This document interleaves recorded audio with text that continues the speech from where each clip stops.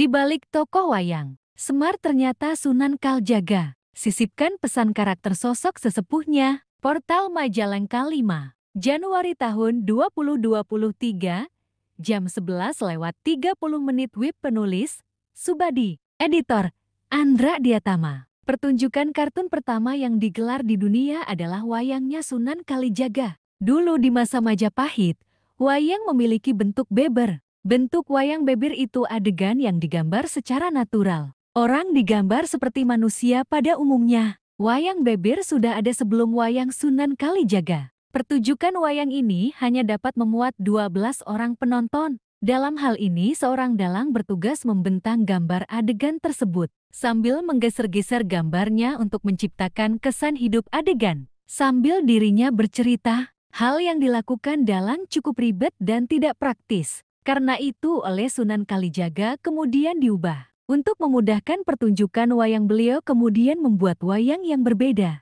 Mengutip dari Marwah TV, ceramah Ustadz Salim Afilah tentang babat tanah Jawa dijelaskan bahwa dalam wayang kiasan Sunan Kalijaga para kesatria memiliki mata kecil. Hal tersebut melambangkan bahwa manusia baik selalu menjaga penglihatannya. Para kesatria juga dilambangkan dengan mulut kecil yang juga bisa diartikan mampu mengendalikan ucapannya. Para kesatria memiliki ucapan baik dan terjaga dari hal-hal yang kotor. Mereka juga biasanya digambarkan dengan perut yang kecil tidak buncit. Karena hal itu melambangkan keprihatinan dengan banyak berpuasa. Dipastikan gambaran tokoh-tokoh baik dalam wayang Sunan Kalijaga. Seperti hal yang disebut di atas, tampilan pada tokoh buruk biasanya digambarkan dengan mata besar dan melotot, mata yang tidak terjaga. Demikian juga gambaran mulut dari tokoh jahat juga biasanya memiliki mulut besar, yang bisa diartikan tidak bisa menjaga lisannya. Selain itu pula tokoh antagonis juga dilambangkan dengan perut yang buncit. Sebuah gambaran kerakusan. Para tokoh jahat memiliki karakter tidak berhati-hati mana halal dan haram. Semuanya dikonsumsi. Penglihatan dan ucapan mereka tidak terkendali, jalang dan liar serta selalu berbicara kotor dan dusta. Lewat perantara makhluk gaib di makam Pangeran Samudro. Ya sempat begituan, tapi kan saya pakai jasa berhubungan badan orang sana. Katanya enggak boleh pakai jasa dari suami sendiri, katanya.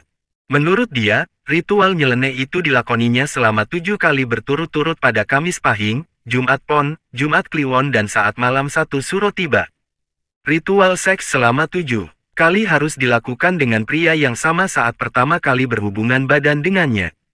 Hal ini menunjukkan bahwa pria maupun wanita bisa melakukan ritual seks di Gunung Kemukus dengan kedok pesugihan. Dugaan adanya cari untung dalam ritual seks juga diungkapkan 5 mahasiswa UGM Jogja. Mereka adalah Fitriadi, Melvin Zainuri, Rangga Kala mahasiswa, dan Surya Aditya, dan Taufikur Rahman. Dalam penelitiannya, mereka mengungkap fakta di balik mitos ritual seks di Gunung Kemukus untuk pesugihan. Disebutkan, ritual seks itu sengaja diciptakan oleh oknum tertentu guna mendongkrak bisnis prostitusi. Berdasarkan laporan Merdeka.com pada 2014 lalu, kawasan Gunung Kemukus dipadati PSK musiman setiap Kamis Pahing malam Jumat Pon. Menurut cerita yang beredar, ritual ngalap berkah paling baik dilakukan pada waktu itu. Para PSK itu pun mendapat imbalan yang cukup untuk sekali ritual. Apalagi jika pelanggan mereka adalah pejabat.